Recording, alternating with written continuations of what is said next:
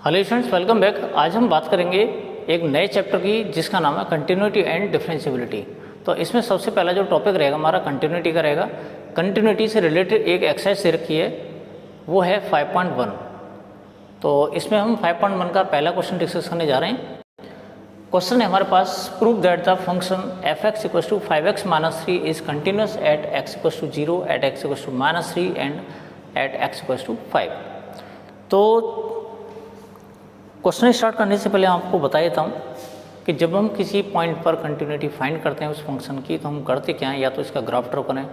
Graph draw करते time पे हम देखते हैं अगर हमने जो ग्राफ ड्रॉ किया है वो बिना पेंसिल उठाए अगर पूरा ग्राफ ड्रॉ कर देते हैं गिवन डोमेन में, तो फंक्शन कंटिन्यूस होता है। दूसरा तरीका क्या है, दूसरा है एल्जेब्रिक तरीका। वो क्या है, हम करते क्या है, उस पॉइंट पर जैसे हमें 0 पर इस फंक्शन की कंटिन्यूटी फाइंड करनी है, तो हम क्या करते हैं, उस पॉइंट पर फंक्शन की लिमिट फाइंड करते हैं। लिमिट के अलावा उसके बाद फंक्शन की वैल्यू फाइंड करते हैं। अगर लिमिट और फंक्शन की वैल्यू कोइंसाइड करती हैं तो फंक्शन कंटिन्यूस होगा। दूसरी बात, अगर हम फंक्शन की LHL फाइंड करते हैं किसी पॉइंट पर, RHL फाइंड करते हैं और फंक्शन की वैल्यू फाइंड करते हैं, तो इन सब का मतलब एक ही है, जो भी पहले बताया हमने। दूसरे वाले का भी मतलब यही है। तो यहाँ पर तब भी फंक्शन जो होगा वो कंटिन्यूस होगा। तो हम ग्राफ ड्रॉ नहीं करेंगे, फिलहाल हम एल्जेब्रिक मेथड का इस्तेमाल करेंगे। तो सबसे पहला जो पॉइंट है हमारा वो है at x equal to 0। At x equal to 0 तो हमारे पास एक पॉइंट है x इक्वल टू 0 जिस पर हमें इस फंक्शन की कंटिन्यूटी फाइंड करनी है। तो सबसे पहले इसकी लिमिट फाइंड करते हैं। तो limit x tending to 0 f x, limit x tending to 0 और फंक्शन हमें दे रखा है 5x - 3। तो यहाँ पर 5 × 0 -3, आंसर आ जाएगा -3। हमेशा ध्यान रखना, ये जो हमें वैल्यू मिली है -3, ये फंक्शन की लिमिटिंग वैल्यू है x इक्वल टू 0 पर। अब लिमिटिंग वैल्यू क्या होती है, लिमिटिंग वैल्यू होती है उस पॉइंट के आसपास की वैल्यू, यानी near by value, nearest by value भी हम उसे कह सकते हैं। तो ये अप्रॉक्सीमेट वैल्यू होती है उस पॉइंट के आसपास की, यानी -3। अब एग्जैक्ट वैल्यू कैसे मिलती है, एग्जैक्ट वैल्यू मिलती है हमें फंक्शन में डायरेक्ट उस पॉइंट को पुट करने से। अगर हम f0 फाइंड करते हैं तो ये जाएगा 5 × 0 -3, और इसका जो रिजल्ट है वो भी हमें -3 मिल जाता है। तो यहाँ पर हम लिखेंगे since f0 equal to limit x tending to 0 f x equal to -3, यानी फंक्शन की वैल्यू और लिमिटिंग वैल्यू दोनों के दोनों कोइंसाइड कर रही हैं, -3 है। इस वजह से x इक्वल टू 0 पर ये जो फंक्शन होगा वो कंटिन्यूस होगा। बात कर लेते हैं हम एट x इक्वल टू -3 पर। एट x इक्वल टू -3, तो यहाँ पर फंक्शन की वैल्यू निकालेंगे हम। तो फंक्शन की वैल्यू हो जाएगी 5x - 3, ये फंक्शन की वैल्यू एफ एक्स थी। तो f -3 हो जाएगा हमारा 5 × -3 -3 -15 -3 -18, यानी फंक्शन की वैल्यू हमें मिल जाती है -18। अब इसकी लिमिटिंग वैल्यू फाइंड करते हैं। तो limit x tending to -3 f x, limit x tending to 3 -3, function में दे रखा है 5x - 3, वैल्यू पुट कर लेते हैं। तो ये जगह 5 × -3 -3 -15 -3 इक्वल टू -18। तो हमने देखा लिमिटिंग वैल्यू और फंक्शन की जो वैल्यू है वो दोनों कोइंसाइड कर रही हैं। यहाँ पे लिखेंगे since f -3 equal to limit x tending to -3 f x equal to -18, it implies at x equal to -3 f is continuous, यानी फंक्शन कंटिन्यूस होगा। सेम कंडीशन यहाँ पर है, यहाँ पर लिखेंगे it implies at x equal to 0 f is continuous. और मैं समझता हूँ आप लोग इसका जो थर्ड वाला पार्ट है जिसे x इक्वल टू 5 कहते हैं, इस पॉइंट पर हम इसकी कंटिन्यूटी फाइंड कर सकते हैं। क्वेश्चन नंबर 2 में हमारे पास दे रखा है कि examine the continuity of the function F x equal to 2x² - 1 at x equal to 3, यानी x इक्वल टू 3 पर हमें फंक्शन की कंटिन्यूटी फाइंड करनी है। तो सबसे पहले हम क्या करते हैं, x=3 पर फंक्शन की वैल्यू फाइंड कर लेते हैं। तो यहाँ पर f3 जो मिलेगा वो मिल जाएगा 2 × 3² - 1 2 × 9 -1 18 - 1 = 17। ये फंक्शन की वैल्यू है। और लिमिटिंग वैल्यू फाइंड कर लेते हैं हम। Limit x tending to 3 f(x), तरीका वही रहेगा, x टेंडिंग टू 3 और फंक्शन है हमारे पास 2x² - 1। वैल्यू फाइंड करेंगे तो 2 × 3² - 1 यानी ये भी हमें 17 मिल जाता है। कहने का मतलब लिमिटिंग वैल्यू भी अप्रॉक्सीमेटली 17 ही आएगी, सिंस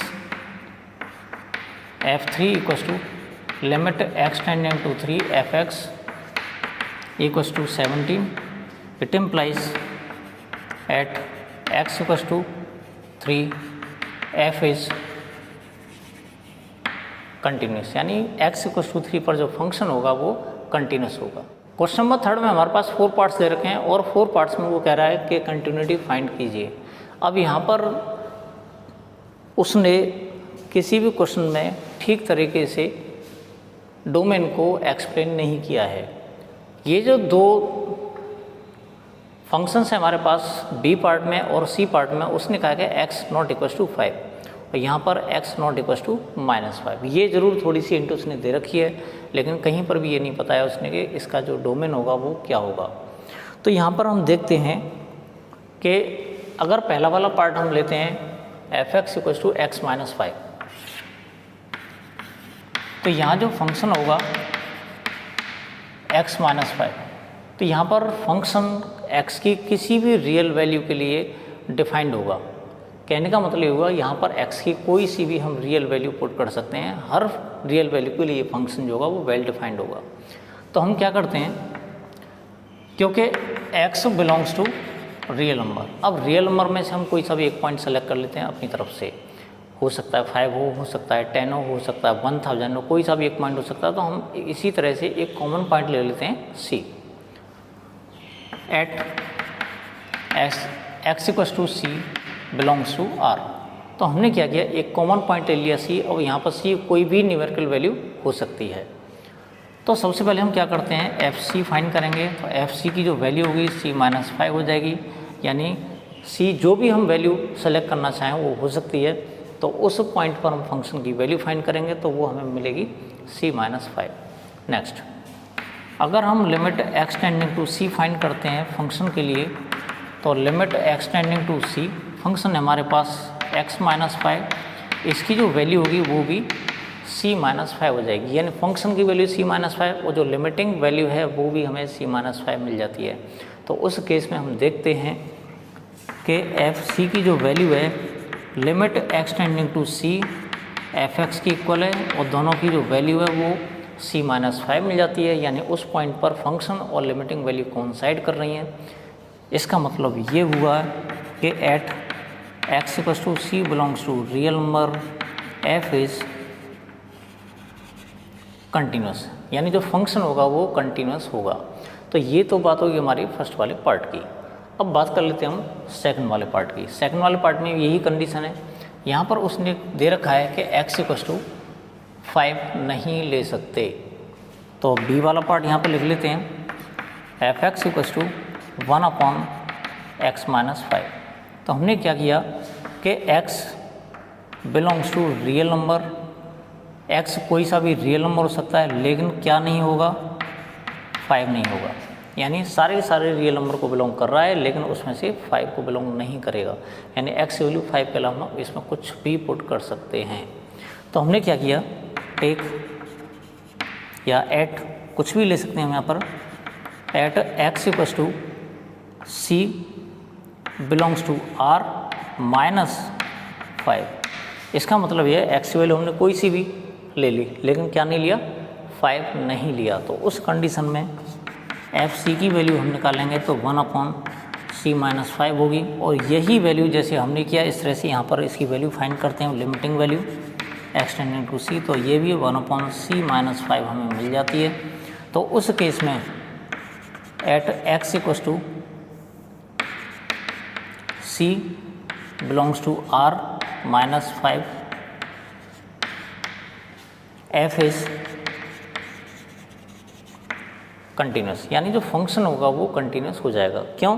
क्योंकि फंक्शन की वैल्यू और लिमिटिंग वैल्यू कोइंसाइड कर रही हैं, इस वजह से ये जो फंक्शन होगा वो कंटिन्यूस हो जाएगा। अब बात कर लेते हैं इसके सी वाले पार्ट की। तो सी वाले पार्ट में हमें जो दे रखा है इस बार फंक्शन जो है वो दे रखा है f x equals to x square minus 25 upon x plus 5। तो इसको नोट कर लेते हैं, f x equals to x square minus 25 upon x plus 5, sorry नीचे प्लस 5 है, और x not equals to minus 5। तो यहाँ पर कंडीशन ये दे रखी है कि x की वैल्यू अगर हम -5 इसमें पुट करते हैं तो ये जो टर्म है वो नॉट डिफाइंड टर्म हो जाएगी, यानी इनडिटर्मिनेंट टर्म हो जाएगी। हम पता ही नहीं कर पाएंगे इसकी वैल्यू क्या होगी। तो उस केस में हम करते क्या हैं, फैक्टराइज मेथड का इस्तेमाल करते हैं। x minus 5 into x plus 5 upon x plus 5, ये कैंसिल हो जाएगा। तो अब ये हमारे यहाँ पर एफ एक्स की जो वैल्यू निकल के आती है वो निकल के आती है x माइनस 5। अब हम क्या करेंगे, टेक x इक्वस टू, अब यहाँ पर हम देखते हैं कि कोई सी भी रियल वैल्यू ले सकते हैं, x बिलोंग्स टू r, लेकिन हमें क्या नहीं लेनी, -5 नहीं लेनी। पहले से उसने क्लियर दे रखा है कि -5 हमें लेनी ही नहीं है, क्योंकि ये टर्म जो होगी वो नॉट डिफाइंड टर्म में कन्वर्ट हो जाएगी। अब इसके बाद फंक्शन की वैल्यू निकालते हैं। तो फंक्शन की वैल्यू हो जाएगी c, यानी c माइनस 5, और इसकी जो लिमिटिंग वैल्यू हो जाएगी limit x tending to c, f x की जो वैल्यू निकलेगी वो भी c माइनस 5 हो जाएगी। तो हमने देखा यहाँ पर फंक्शन की वैल्यू और लिमिटिंग वैल्यू दोनों कोइंसाइड कर रही हैं। जब कोइंसाइड कर रही हैं तो इसका मतलब ये हुआ कि जो फंक्शन जो होगा x की हर रियल वैल्यू के लिए -5 को छोड़कर ये सब क्या होगा, कंटिन्यूस हो जाएगा। अब बात कर लेते हैं इसके डी वाले पार्ट की। तो डी वाले पार्ट में हमारे पास ये जो फंक्शन दे रखा है वो f x equals to modulus of x minus 5 दे रखा है। तो यहाँ पर जो मॉडुलस ऑफ x माइनस 5 है, यहाँ देखते हैं डिनोमिनेटर में कुछ भी नहीं है, तो इसका मतलब ये हुआ कि इस पर कोई भी बाउंडेशन काम नहीं करता। कहने का मतलब ये हुआ कि x जो होगा वो कोई सी भी रियल वैल्यू हो सकती है। क्यों? क्योंकि डिनोमिनेटर में हमारे पास कोई भी ऐसा नंबर नहीं है जो इसको नॉट डिफाइंड टर्म बना सके। ठीक है, वैसे भी इसको हम क्या कर लेते हैं, अपन 1 करके लिखते हैं। तो 1 यहाँ पर जो होता है वो नॉन जीरो नंबर होता है। तो हमने देखा x हर रियल वैल्यू के लिए यहाँ पर वेल डिफाइंड होगा फंक्शन जो है f x equals to x belongs to R के लिए। तो हमने क्या किया, at x equals to c belongs to R, यानी हमने कोई सा भी एक रियल नंबर ले लिया c। तो यहाँ पर एफ सी की जो वैल्यू होगी वो हो जाएगी मॉडुलस ऑफ c माइनस 5, और इसकी जो लिमिटिंग वैल्यू होगी x tends to c, f x equals to limiting value हो जाएगी c माइनस 5। तो ये दोनों वैल्यू भी इक्वल आ रही हैं, यानी लिमिटिंग वैल्यू और फंक्शन की वैल्यू दोनों इक्वल हैं, यानी कोइंसाइड कर रही हैं x इक्वस टू सी पर। तो इसका मतलब है जो फंक्शन होगा वो कंटिन्यूस हो जाएगा, यानी x की किसी भी रियल वैल्यू के लिए ये जो फंक्शन होगा वो कंटिन्यूस फंक्शन होगा। क्वेश्चन नंबर 4 में prove that the function F x equals to x to power n is continuous at x equals to n where n is a positive integer. हमें prove करना है कि जो x to power n है वो एक continuous function होगा अगर x की वैल्यू हम n लेते हैं। तो आइए सॉल्यूशन देख लेते हैं इसका। हमारे पास जो फंक्शन दे रखा है वो दे रखा है x की power n at x equals to n। हम क्या करते हैं, x इक्वस टू n पर फंक्शन की वैल्यू फाइंड करते हैं सबसे पहले। तो एफ n हो जाएगा हमारे पास n की पावर n, यानी एफ एन की वैल्यू जो हो जाएगी n की पावर n हो जाएगी। अब इसी पॉइंट पर हम क्या करते हैं, इसकी लिमिटिंग वैल्यू भी फाइंड करेंगे। तो limit x tending to n F x, तो limit x tend to n, और ये दे रखा हमें x की पावर n, तो ये जाएगा n की पावर n, और ये जो वैल्यू है हमारी लिमिटिंग वैल्यू वो फंक्शन की वैल्यू की इक्वल आ रही है। Since f n equals to limit x tending to n F x equals to n की power n, it implies at x equals to n f is continuous, यानी जो function होगा x/n पर continuous हो जाएगा। अब हम बात कर लेते हैं एक ऐसे क्वेश्चन के बारे में जो बहुत सारे क्वेश्चंस के कॉन्सेप्ट्स को क्लियर कर देगा, यानी आने वाले क्वेश्चन जो हैं इस एक्सरसाइज में वो इस क्वेश्चन की हेल्प से सॉल्व किए जा सकते हैं, यानी ये उन क्वेश्चंस के लिए एक बेसिक कॉन्सेप्ट का काम करेगा। तो यहाँ पर देख लेते हैं, क्वेश्चन है हमारे पास, is the function f defined by f x equals to x if x less than equals to 1 and f x equals to 5 if f x greater than 1, continuous at x equals to 0, at x equals to 1, at x equals to 2। हमारे पास 3 points दे रखे हैं, इन 3 points पर हमें find करना है कि जो function होगा वो कंटिन्यूस है या नहीं है। तो सबसे पहले हम बात कर लेते हैं एट x इक्वल्स टू 0 के लिए। हमने इसको 3 पार्ट्स में डिवाइड कर रखा है क्वेश्चन को। तो यहाँ पर हम बात करेंगे एट x इक्वल्स टू 0 की, यहाँ पर बात करेंगे एट x इक्वल्स टू 1 की, और यहाँ पर बात करेंगे एट x इक्वल्स टू 2 के लिए। ठीक है, तो सबसे पहले पहला वाला पार्ट है एट x इक्वल्स टू 0।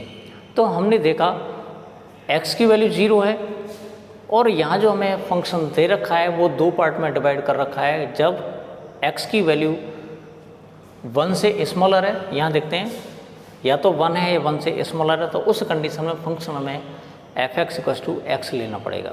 दूसरी बात, अगर x की वैल्यू 1 है तो उस कंडीशन में हमें फंक्शन की वैल्यू x लेनी पड़ेगी। अगर फंक्शन 1 से ग्रेटर है तो उस कंडीशन में फंक्शन की जो वैल्यू लेनी पड़ेगी वो हमें 5 लेनी पड़ेगी। तो ये इसमें कंडीशंस उसने दे रखी हैं।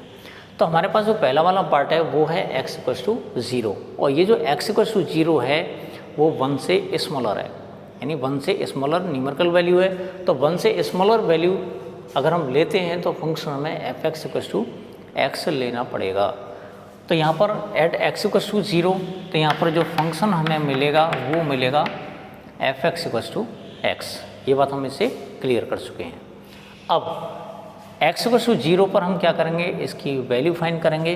तो हमें मिलेगा f0, और f0 की वैल्यू हो जाएगी 0, यानी फंक्शन की वैल्यू x इक्वल्स टू 0 पर हमें क्या मिली, 0। अब इसी पॉइंट पर हम क्या करेंगे, इसकी लिमिटिंग वैल्यू फाइंड करेंगे। तो यहाँ करेंगे limit x tending to 0 f x, तो लिमिट x टेंड्स टू 0 और फंक्शन है हमारे पास x। अब इसमें वैल्यू पुट करेंगे तो हमें मिल जाता है 0। तो हमने एक बात नोटिस की कि f0 यानी फंक्शन की वैल्यू और limiting value x tends to 0, ये दोनों के दोनों क्या कर रहे हैं, कोइंसाइड कर रहे हैं, दोनों की वैल्यू 0 आ रही है। It implies at x equals to 0 f is continuous, यानी जो फंक्शन होगा वो कंटिन्यूस हो जाएगा। इसके बाद हमारे पास दूसरा पॉइंट है एट x इक्वल्स टू 1। तो x इक्वल्स टू 1 पर हम देखते हैं कि फंक्शन हमारे पास दे रखा है एफ एक्स दे रखा है x। दोबारा देख लेते हैं इस बात को कि x इक्वल्स टू 1 पर जो फंक्शन हमें दे रखा है वो दे रखा है x, लेकिन ध्यान रखना यहाँ पर 1 पर 2 फंक्शन दे रखे हैं, एक ही पॉइंट पर हमें 2 फंक्शंस मिल रहे हैं। तो इस वाले कॉन्सेप्ट में हम LHL और RHL का इस्तेमाल करेंगे। एक बार और बता रहा हूँ, मैं इसी बात को रिपीट कर रहा हूँ, जब भी हमें किसी क्वेश्चन में एक पॉइंट पर 2 फंक्शंस दे रखे होते हैं तो उसके लिए हम LHL और RHL का इस्तेमाल करते हैं। तो हम करते क्या हैं, x इक्वल्स टू 1 पर हमें फंक्शन की वैल्यू फाइंड करनी है, तो f1 हो जाएगा 1, यानी x इक्वल्स टू 1 पर फंक्शन की वैल्यू हमें 1 मिल जाती है। अब बात कर लेते हैं हम LHL की। LHL, अब LHL में क्या होता है, LHL का मतलब होता है जब x की वैल्यू 1 से स्लाइटली स्मॉलर होती है। स्लाइटली का मतलब बहुत ही कम छोटी, यानी जब x की वैल्यू 1 से थोड़ी सी छोटी है तो उसमें फंक्शन में क्या लेना पड़ेगा, x लेना पड़ेगा। तो यहाँ पर limit x tending to 1 negative, आप लोगों ने 11th क्लास में पढ़ा होगा, x टेंडिंग टू 1 नेगेटिव का मतलब क्या होता है, 1 से थोड़ी सी छोटी, यानी हम 1 की तरफ बढ़ रहे हैं लेकिन लेफ्ट हैंड साइड से बढ़ रहे हैं। तो यहाँ पर इसको इसी वजह से LHL वाला कॉन्सेप्ट बोला जाता है। तो limit x tending to 1 negative f x, limit x tending to 1 negative, और फंक्शन जो होगा हमारा ये वाला लिया जाएगा। तो 1 नेगेटिव और 1 से स्मॉलर वैल्यू के लिए, तो यहाँ पर 1 से स्मॉलर वैल्यू के लिए हमें जो फंक्शन दे रखा है वो x दे रखा है। अब इसमें वैल्यू पुट करेंगे 1, तो ये इसकी वैल्यू हो जाएगी 1। इसके बाद बात कर लेते हैं हम RHL की। RHL का क्या कॉन्सेप्ट है? RHL का कॉन्सेप्ट ये है कि हम जैसे कि हम नंबर लाइन ड्रॉ कर लेते हैं, यहाँ पर कोई हमें फंक्शन दे रखा है ना, और x = 1 पर हमें फाइंड करना है। तो हमें मालूम है 0 इधर होगा, 2 इधर होगा, यहाँ पर एक 1 है। तो जब हम LHL की बात करते हैं तो लेफ्ट हैंड साइड से 1 की तरफ बढ़ते हैं, जब RHL की बात करते हैं तो हम राइट हैंड साइड से 1 की तरफ बढ़ते हैं। तो फंक्शन की वैल्यू, LHL की वैल्यू और RHL की वैल्यू कोइंसाइड अगर होती हैं, यानी तीनों की वैल्यू सेम मिलती है, तो उस कंडीशन में कहा जाता है कि जो फंक्शन होगा वो कंटिन्यूस होगा। तो यहाँ पर हमने फंक्शन की वैल्यू ले ली, LHL की वैल्यू ले ली, अब हम बात करेंगे RHL की उसी पॉइंट पर। तो यहाँ पे RHL जो लिखा जाता है वो x → 1 पॉजिटिव इस तरह से लिखा जाता है, यानी x की वैल्यू 1 तो होती है, लेकिन किसकी तरफ से? RHS की तरफ, यानी राइट हैंड साइड की तरफ से हम 1 की तरफ बढ़ रहे हैं, ठीक है ना। तो यहाँ पर 1 पॉजिटिव है, 1 पॉजिटिव का मतलब 1 से ग्रेटर वैल्यू, तो 1 से ग्रेटर हमें यहाँ मिलता है, और इसके लिए जो फंक्शन है हमारा वो दे रखा है 5। तो यहाँ पर fx लिखेंगे, लिमिट x → 1 पॉजिटिव, और ये फंक्शन की वैल्यू दे रखी है 5। अब x की वैल्यू 1 जो 1 है वो हमें यहाँ पे पुट करनी है, लेकिन x की वैल्यू 1 हम तभी पुट कर सकते हैं जब इसमें वेरिएबल x दे रखा हो। इसमें कहीं पर भी वेरिएबल x नहीं है, इस वजह से इसकी जो वैल्यू होगी वो 5 हो जाएगी। तो हमने एक बात नोटिस की कि फंक्शन की वैल्यू 1 है, लिमिट LHL की वैल्यू 1 है, लेकिन RHL की वैल्यू जो वो 5 है। कहने का मतलब ये हुआ, since LHL not equals to RHL, it implies at x = 1 f is not continuous, यानी जो फंक्शन होगा वो कंटिन्यूस नहीं होगा। रीजन मैं आपको पूरी डिटेल में बता चुका हूँ। अब बात कर लेते हैं x = 2 पर। अब हमने जो वैल्यू ली है x = 2 वो 1 से ग्रेटर है, यानी हमें एक पॉइंट दे रखा था 1, तो 1 से स्मॉलर 1 से ग्रेटर, ये दोनों कॉन्सेप्ट इसमें हम अच्छी तरह से समझ चुके हैं। यहाँ दे रखा है एट x = 2। x = 2 का कॉन्सेप्ट क्या है? क्योंकि x की वैल्यू 2 है जो 1 से ग्रेटर है, तो हमें जो फंक्शन लेना पड़ेगा वो 1 से ग्रेटर के लिए फंक्शन वाला आएगा। तो 1 से ग्रेटर के लिए जो वैल्यू है x, उसके लिए हमारे पास जो फंक्शन है वो होगा 5। तो यहाँ पर फंक्शन की जो वैल्यू होगी वो हो जाएगी 5। अब हम किस पर वैल्यू फाइंड करना चाह रहे हैं फंक्शन की? x = 2 पर। तो यहाँ देखते हैं f2 रखते हैं, तो f2 की वैल्यू भी हमें 5 मिलेगी। रीज़न क्या है? x की वैल्यू 2 हम कहाँ पुट करें? जहाँ x होगा, लेकिन इसमें x है ही नहीं, तो इस वजह से f2 की वैल्यू भी 5 हो जाएगी। अब इसके बाद अब इसकी लिमिटिंग वैल्यू फाइंड करते हैं। तो लिमिटिंग वैल्यू x → 2 दे रखा है fx। अब लिमिटिंग वैल्यू का क्या मतलब है? x = 2 पर हम फाइंड करना चाह रहे हैं इसकी लिमिट। तो होता क्या है, हमने देखा यहाँ पर जो फंक्शन दे रखा है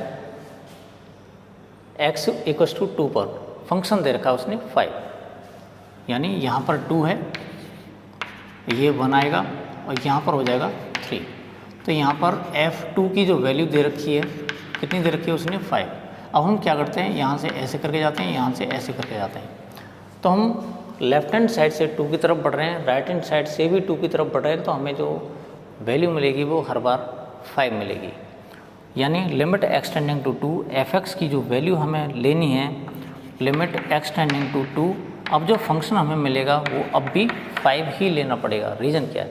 रीज़न ये कि x = 2 यहाँ पर है, और ये जो fx = x था वो 1 के आसपास था, यानी यहाँ पर ये वैल्यू x मिलती है। तो x से तो ये काफ़ी दूर है, तो हम 2 पर फाइंड करना चाह रहे हैं, तो अप्रॉक्सीमेट वैल्यू लेते हैं हम 2 के आसपास की, जैसे कि 1.99999 कुछ, या फिर राइट हैंड साइड की तरफ से देखते हैं तो 2.000001 इस तरह से हम लेते हैं। तो यहाँ पर फंक्शन हमें 5 ही मिलता है। तो इस तरह के केस में हम देखते हैं कि x वैल्यू 2 पुट करते हैं इसमें, तब भी हमें 5 मिल जाता है। अब एक बात नोटिस करते हैं कि फंक्शन की वैल्यू और लिमिट की वैल्यू दोनों की दोनों वैल्यू कोइंसाइड कर रही हैं। यहाँ पर लिखेंगे since f2 equals to limit x tending to 2 fx equals to 5 it implies at x equals to 2 f is continuous, यानी जो फंक्शन होगा वो कंटिन्यूस हो जाएगा।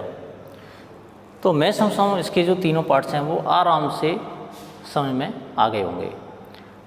तो आज की वीडियो में हम इतने क्वेश्चंस को डिस्कस करेंगे। मिलते हैं अगले वीडियो में नेक्स्ट क्वेश्चंस के